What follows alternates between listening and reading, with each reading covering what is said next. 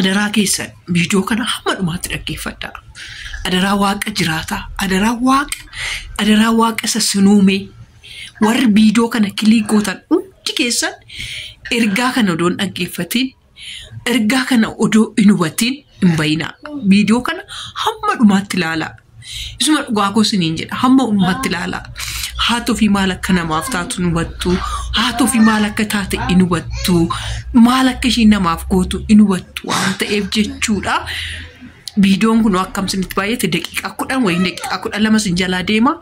Adaraasa waaqa warri haadha keessan jaalattan adaraa haadha keessanii, warra abbaa keessan jaalattan adaraa abbaa keessanii, warra obboleetti keessan jaalattan adaraa obboleetti keessanii.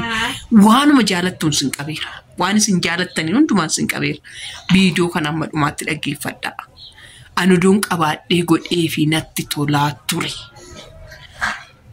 Aweenyi maal akka nama godhu. Fayyaa dhabuun maal akka nama godhu. Fayyaa keessaniif galateeffadhaa. Harka keessaniif galateeffadhaa. Jireenya keessaniif galateeffadhaa. Hafuurarra baafattanii galtaniif galateeffadhaa. Waan nama gargaartaniif galateeffadhaa. Kuniyyuu nama hawwisiisa. Ofirratti argeera waan ta'eef. Nama dhukkubsatee beekutu dhukkuba namaa arga. Nama beela'ee beekutu beela namaa arga. Nama dheebotee beekutu dheebuu namaa arga. Inni nyaatee quufee bulummaa quufaannoo ta'uu danda'a. Kanaaf waan fayyaa keessan irratti galateeffadhaa. Waan har'a geessaniif galateeffadhaa. Waan har'a raftanii kaataniif galateeffadhaa. Waan quboota keessanii kanaaf illee galateeffadhaa. Waan quba kana isiniif kenneef. Waan harka kana isinii kenneef. Waan fayyaa kana isinii kenneef. Suma dhugaa kun isiniin jedha galateeffadhaa waaqa keessan. Isa dhakaan har'aan sin gahe. Isa dhakaa namni beekumsa ofiitiin aadachuu danda'a. Namni baroomsa ofiitiin aadachuu danda'a. Namni beekumsa isaatiin aadachuu danda'a. Hin aadatiin kun hundumtu kantuudha. Hin dabarti bar. Hin dhumti bar. Namni birrii qabu birriin harkaadhuma. Namni fayyaa qabu hundumtu hin darbu. Hanan dabarre garuu an nama biraan deemne eenyudha? Waaqayyoodha. Tole an namarraa addan baane hafuura namaa caalaan namatti siqu. Haadha caalaan namatti siqu. Abbaa caalaan namatti siqu. An nama gateetoo nama biraan deemne waaqayyo qofadha. Kanaaf waaqa uumaa keessan galateeffadhaa. Isa fayyaa koo naa kenniteen galatamu jedhaa. Isa har'aan nageessin galatamu jedhaani.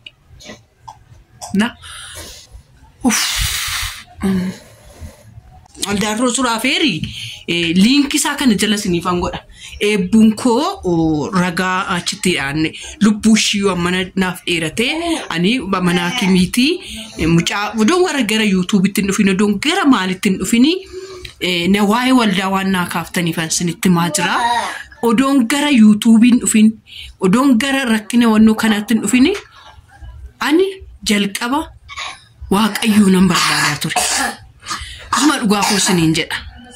Waaqayyoonis barbaadee mucaan koo oksijiinii yeroo hunda oksijiinii fudhataa turte oksijiinirraa gadi dhiifamte akkas anuma bukkeeyyuu ammana naan ishii faana ciisaa oolu kootiyyuu waaqayyoon nan galateeffadha. Iddoo yeroo hunda oksijiiniidhaan turte amma makka inni ulfaatu yaaduu dandeessu jechuudha. Lammaffaa immoo ani isuma dhugaa koo siniin jedha.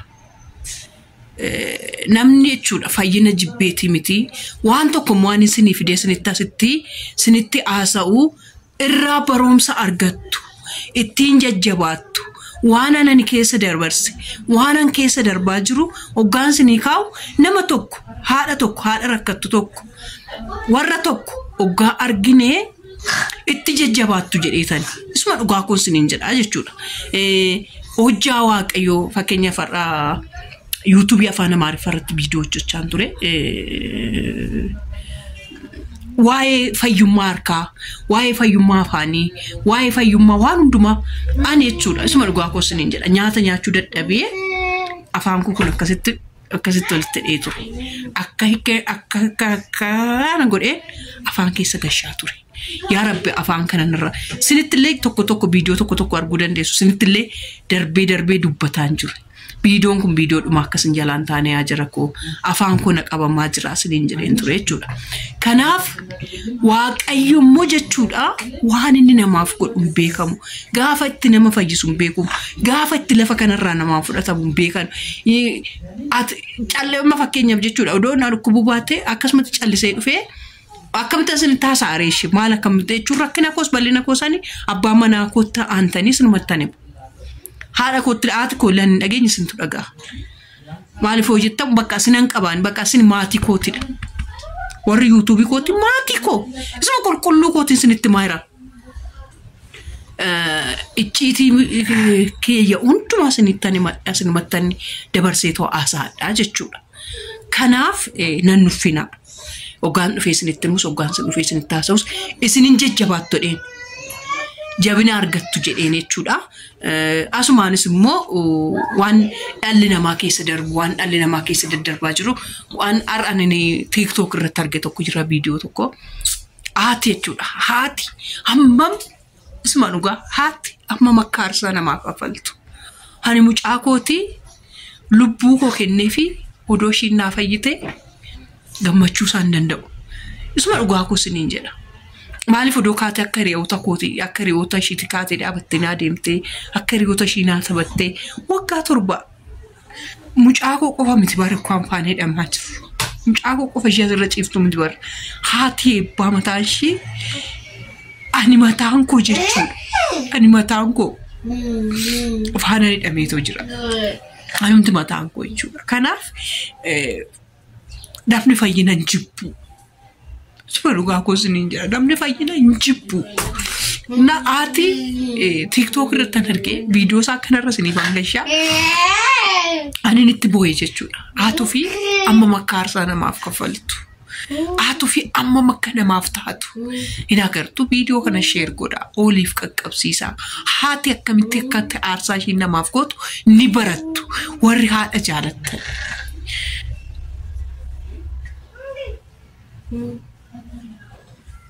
Haati koo dhiiga leetirii 2 alaatti saaba koodha kan duute.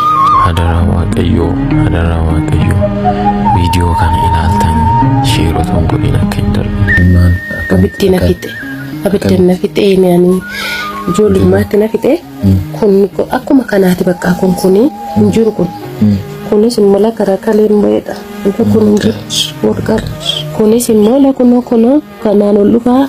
Ila kunoo kun shiboora maalan isin saadas qabdu aados qabdu. Kalii tokkoon jiraachaa jirta jechuudha. Kun takkitti maal kunoo argitu maaltu jira la na kunoo argitu holqa kun hin jiru kun shiboora niyyuu kunoo dhufee la kunoo la dudda koo kana keessa ol ba'ee jira shiboora. Kana dandeessu. Iddootti deebi'u wallaahi. Gaafa waan hin godhu harka tokko wayyaa miiccuutti hin keemman dararra deeme. Kanumaan wayyaa miiccata. Dhugaadha. Kunoo mucaan duudaan kun argiteetti. Kanumaan hin deemee wayyaa harka tokko miica. Isayyuu nama nan dhossa beektaa. Amma yoon ka'e wayyaa gabaabaa fadhe namichi seesitu guma koo wayyaa sukkuumee baasaa hin baasu. Buddeen tooshii jedhu buddeen shurraabii dheeraa fadhe naqa bakka. Ishee irratti illee naa darbadhe immoo kana nabdadhe naa darbuu mini sheekuu cufaa ta'e. Kanatu mimmaan koos garmalee na buusisee hin gaddaa. Anoo saree koo lafatti deebi'uun nabee waan hin godhuun nabee koo katamaa keessa loon kiraa eegalaa ture.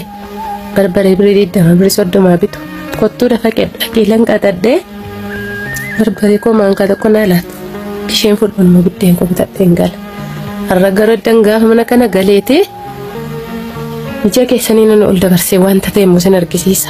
Dhugaa iddoon madaa kana baaddee ciisu immoo qaroo keessanii naxxanii laattu. Harmeen kee ati dhukkubsannaan dhiiga sii kenna. Dhiiga leetirii 2 naa laatte. Isheen mucaa jaariste duute. Dhiiga leetirii 2 biddina fixeennaani. Miilli kunis harki kunis hin hodhamu dhiiga malee. Harkaa tokkoof ji'a 7 ciisee achitti na dhisteen duute ishee. Jaalalama waaqayyoo taanaan lubbuu maqootu jiraachuu hin jedhee. Egaa irratti immoo kan mucittii dhiigaa caalaatti kan humnaan sammuu koo immoo baay'ee naqamee jiru.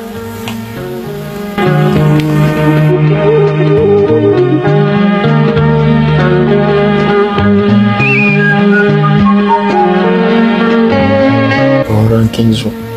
Juru ishee no. Ni juru.